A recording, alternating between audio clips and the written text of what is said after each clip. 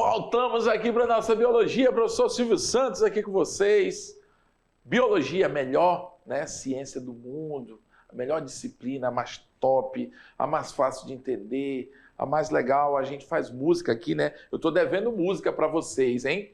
Eu sou um professor que gosta de fazer música nas minhas aulas, mas confesso que nesse módulo agora eu estou deixando a desejar, mas daqui uns dias aí eu vou estar fazendo alguma coisa diferente com vocês, pode ter certeza. Me cobrem, professor, a paródia, vamos cantar na aula e tal. Sempre tem alguma coisa aí para vocês, tá bom?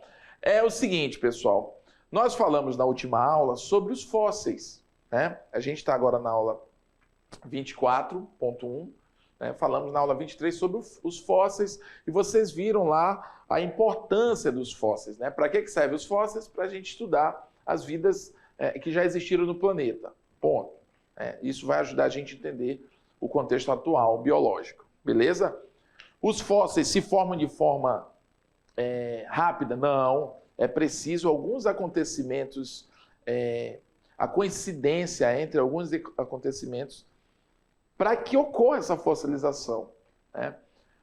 E geralmente quem promove essa fossilização, aliás, porque quem promove essas características que tem que acontecer para que ocorra o processo de fossilização é a própria natureza.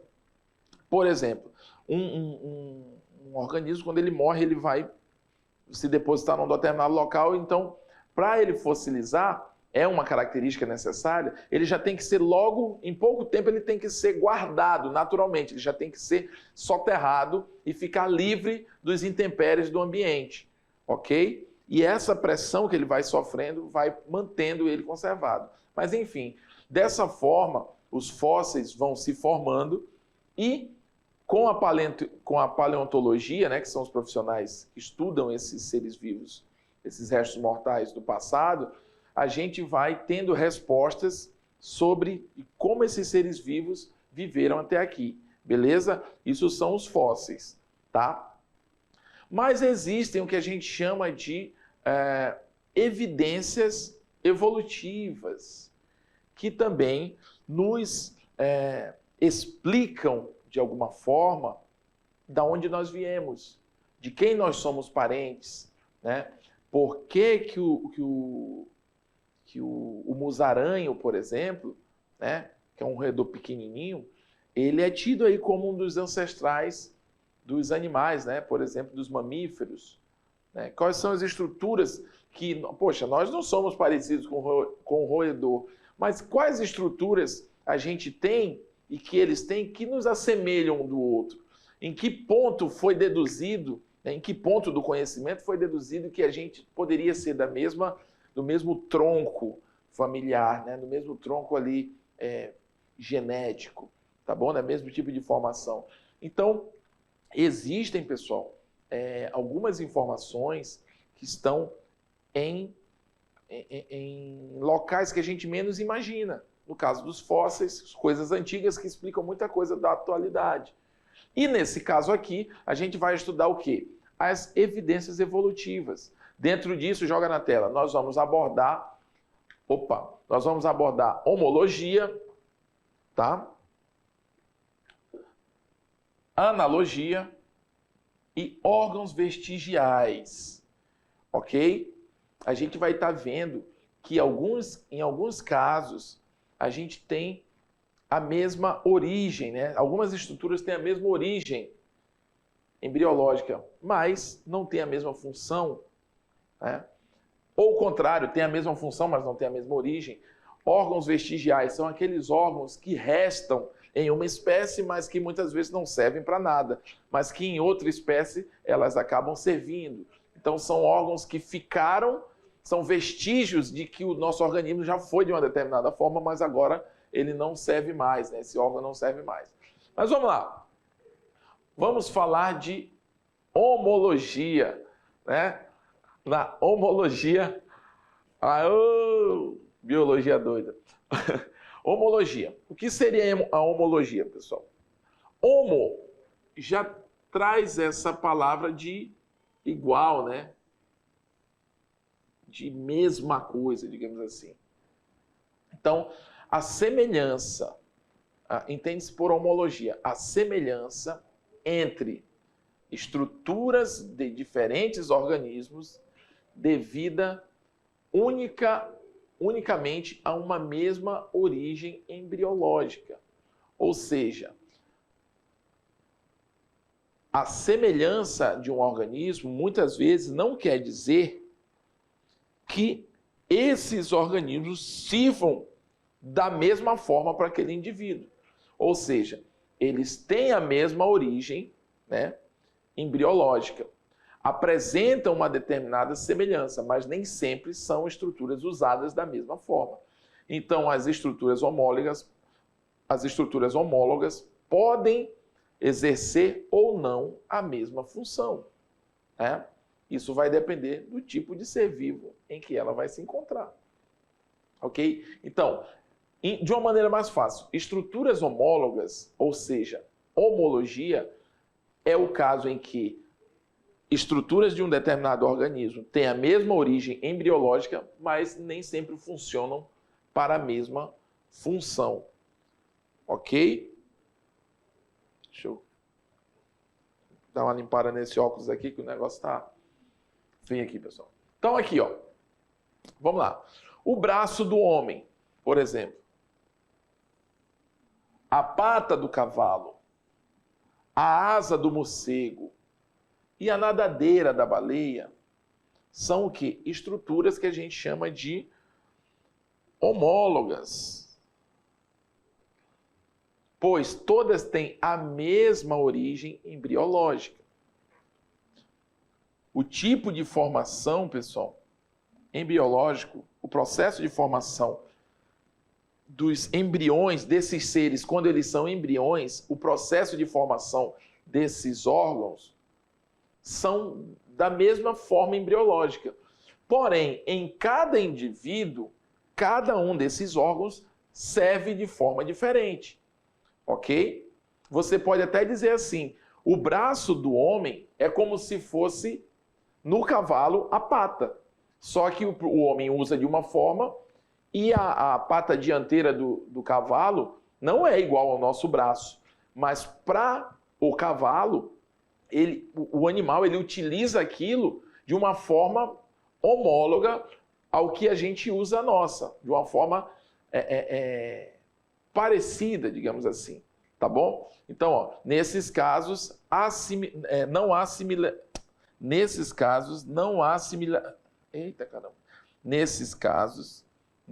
similaridade funcional. Ou seja, se você for prestar atenção, né? Olha aqui para mim. Se você deixa na tela, tá? Por favor. Se você for prestar atenção, deixa eu sair aqui. Se você for prestar atenção, de uma maneira metaforicamente falando, tá bom? De uma maneira figurada.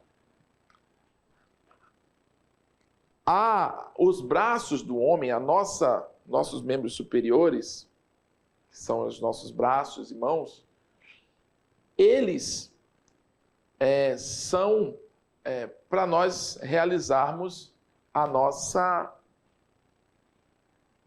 alimentação, enfim, as funções que a gente acha que a gente deve utilizar os nossos braços, beleza? Lá no cavalo, eles são os órgãos também, né, superiores ali do animal.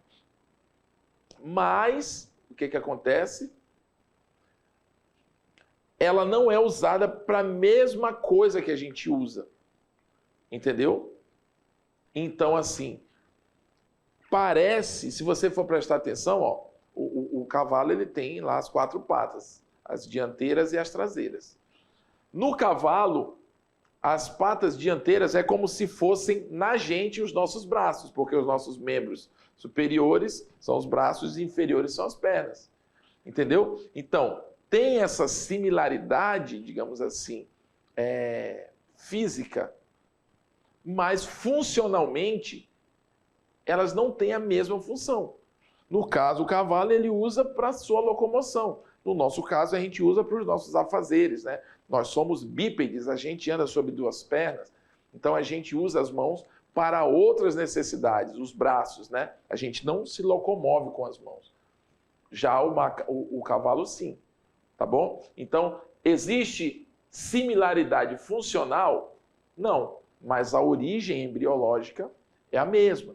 Né? Podemos dizer, por exemplo, nós somos mamíferos, né? Com nós eu aponto para o cavalo, né? Nós somos mamíferos, os cavalos também são. Então, embriologicamente, digamos, a gente teria a mesma origem, mas a funcionalidade dessas estruturas não é a mesma. Beleza? Vamos lá. Então, joga na tela. Homologia é quando os órgãos têm a mesma origem embriológica, mas não a mesma função. Né? Interessante isso. Mas ao analisar a asa do morcego e a asa da ave, o que a gente percebe? Verifica-se que ambas têm a mesma origem embriológica e ainda possuem a mesma função. Olha que interessante. Né? Tem a mesma origem embriológica e possuem a mesma função. Mas vale lembrar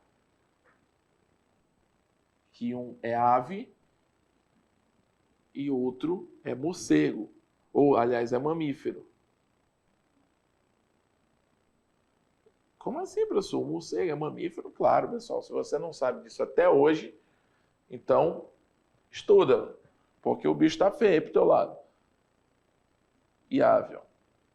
Tá bom? Ao analisar a asa do morcego e a asa da ave, verifica-se que ambas têm a mesma origem embriológica e ainda possuem a mesma função. Vejamos outros casos. O golfinho, o morcego, né? O próprio humano. O golfinho, por exemplo, ele usa, né, esses membros superiores para nadar.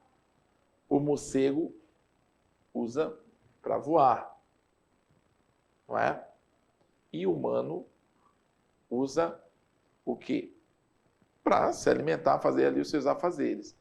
Então, se você perceber, pessoal, nesse caso aqui, dá para a gente dar um exemplo. Proporcionalmente falando, você consegue perceber que são estruturas, não função, tá bom, pessoal? Similares. A gente pode perceber, ó, que existe para cada um desses órgãos, eu vou botar aqui 1, 2 e 3 para a gente facilitar aí para se comunicar. Você percebe, por exemplo, que os ossinhos azuis da mão humana equivalem a esses ossinhos azuis da pata da nadadeira aqui, né? Do golfinho, vamos dizer assim. E que equivalem aos ossos azuis do morcego. Você está entendendo? Cada uma dessas estruturas são as mesmas reservadas às suas devidas proporções em cada um de organismos. Ok?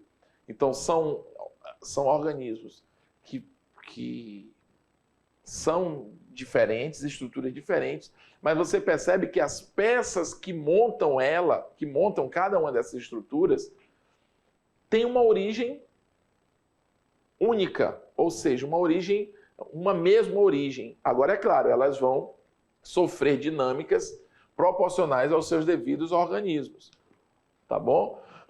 Então, a gente tem aqui, ó, o braço do homem, a pata dianteira do cavalo, a nadadeira do golfinho, né? A asa do morcego. Então, ó, homologia entre os membros anteriores, por exemplo, dos mamíferos. Nesse caso aqui é homem, cavalo, morcego e golfinho. Tá bom?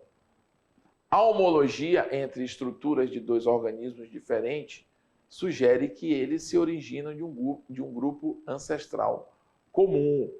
E embora não indique um grau de proximidade comum, partem várias linhas evolutivas que originaram várias espécies diferentes. Fala-se em irradiação adaptativa. Isso aqui é interessante, pessoal. Né? Muitas vezes eu tenho órgãos parecidos, mas eles não utilizam a mesma função. Né? ou órgãos diferentes que realizam, usados para a mesma função. Então, ó, embora não indiquem grau de proximidade comum, partem várias linhas evolutivas que originaram várias espécies diferentes. A gente fala em irradiação adaptativa. Ela é o quê? Ela é caracterizada pela diferenciação de organismos a partir de um ancestral comum, dando origem a vários grupos diferentes, adaptados a explorar ambientes diferentes. Ou seja, você pode perguntar assim, mas eles têm origem em comum? Por que que eles são diferentes? Se eles são usados, se eles têm a mesma origem. Justamente por causa disso, pessoal. Porque cada ser vai se adaptar a um determinado ambiente. E nem sempre esses seres vão viver no mesmo ambiente. Então, com o passar do tempo, por mais que eles tenham origem comum, né, origem embriológica comum, eles não usam isso no mesmo local. Então, eles vão adaptando esses órgãos para a sobrevivência nos locais, nos seus respectivos locais, fazendo com que essas estruturas ganhem novas configurações, né, de uso por parte desses animais. Então, no caso da homologia, a gente tem lá a origem embriológica comum, mas a funcionalidade é diferente. Na analogia, né, órgãos homólogos, origem embriológica comum, mas funções diferentes. E órgãos análogos, né? Vamos ver. Refere à semelhança de morfologia entre estruturas, em função de adaptação e execução da mesma função. Isso aqui é meio que o contrário daquilo. Naquela, a origem é igual, mas a função é diferente. Aqui, as estruturas se parecem, servem ali para a mesma coisa, pode ser até assim, porém, não possuem parentesco, não têm a mesma origem embriológica. Como, por exemplo, aqui, ó, a asa da mosca, né? Tá aqui, ó. O caso aqui, a asa do inseto e as asas de uma ave.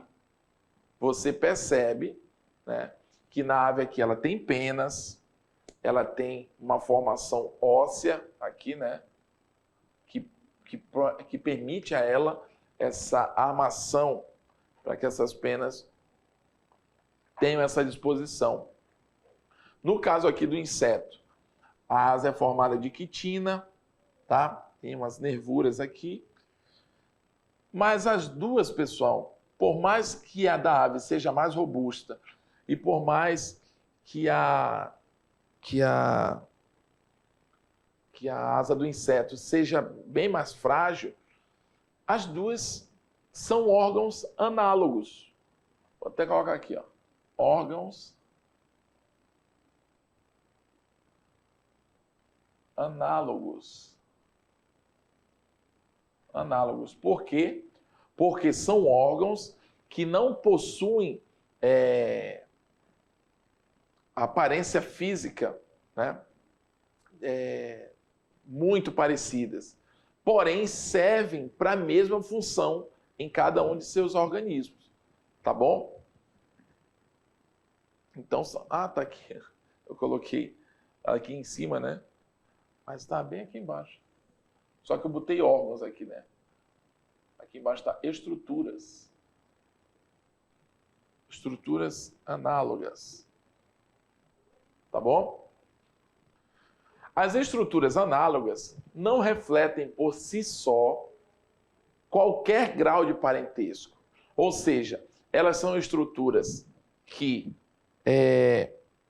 realizam a mesma coisa, mas não indicam que aqueles indivíduos são parentes. Por exemplo, o inseto voa, a ave voa, mas por causa disso, né, dessas estruturas análogas, que são as asas. O inseto voa, a ave também voa, mas isso quer dizer o quê? Isso quer dizer que eles têm a mesma, isso é obrigatório porque eles voam, eles têm um grau de parentesco? Não. O fato deles realizarem a mesma função, se locomoverem de forma semelhante, não quer dizer automaticamente que eles têm um parentesco. São apenas estruturas análogas. Servem para um da mesma forma que servem para outros. Então, elas fornecem indício de adaptação de estruturas de diferentes organismos a uma mesma variável. Isso sim. Como assim, professor? Explica para mim. Deixa eu te falar de uma forma mais legal. Olha aqui para mim. E deixa na tela aqui. Quando eu digo assim, elas fornecem indícios de adaptação de estruturas de diferentes organismos em uma mesma variável ecológica. Elas não indicam o fato de uma ave voar e de um morcego voar, né? Eu vou colocar uma mosca, que são coisas bem diferentes. O fato de uma ave voar e uma mosca voar, beleza. O fato de os dois fazerem isso não quer dizer que eles são da mesma família ou têm algum parentesco, tá bom? Beleza. Porém, isso indica sim que são organismos adaptados para o mesmo tipo de condição, que necessita esse tipo de função, né? Se eles têm o voo como opção, então significa que eles, de repente, compartilham de um mesmo tipo de necessidade, né?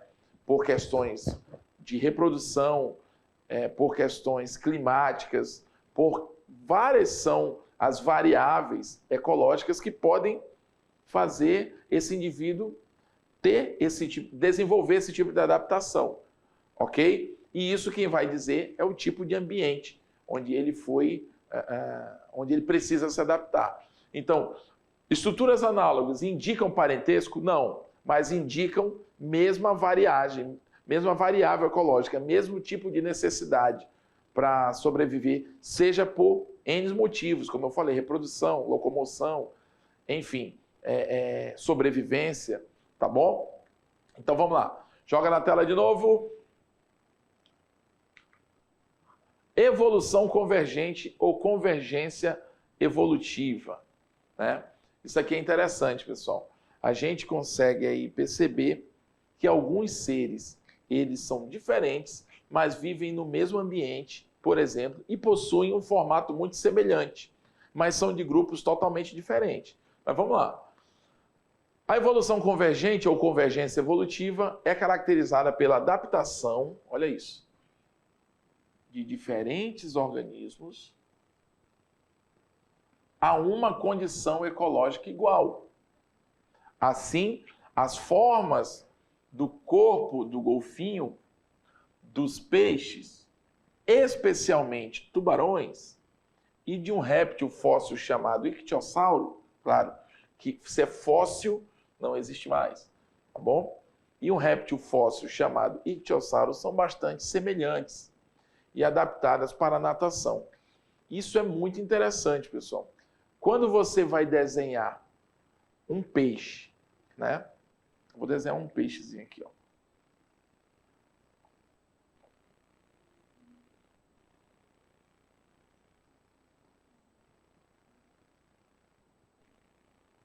Pronto, eu estou em silêncio assim que eu estou concentrado, tá, pessoal? Isso é um peixe. Pensa, um tambaqui doido, né? Isso aqui é um peixe. O que acontece? Sei lá, tô viajando aqui nas ideias. Se eu for desenhar uma baleia, eu vou desenhar algo um pouco parecido.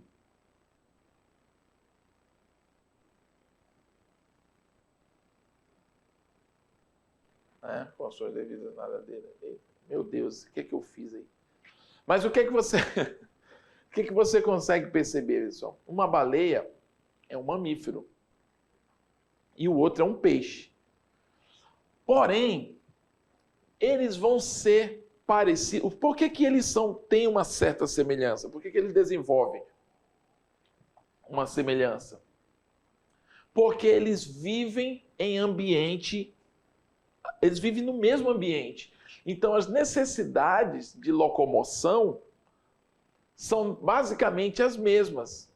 Então, para esses organismos se locomoverem, eles acabam adquirindo uma espécie de formato que proporciona ou propicia uma melhor locomoção nesse ambiente. Então, ó, a evolução convergente, o que é convergir? É um vir em contra o outro, né? Convergência evolutiva, ela é caracterizada pela adaptação, ó. São diferentes seres vivos ou diferentes organismos que vão se adaptar a uma condição ecológica igual.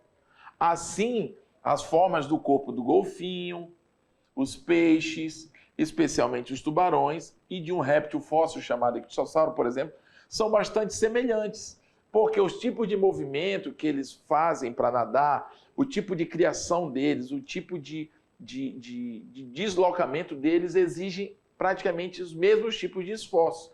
Isso leva aquele organismo se evoluir para um formato muito semelhante, embora eles não sejam da mesma família, né?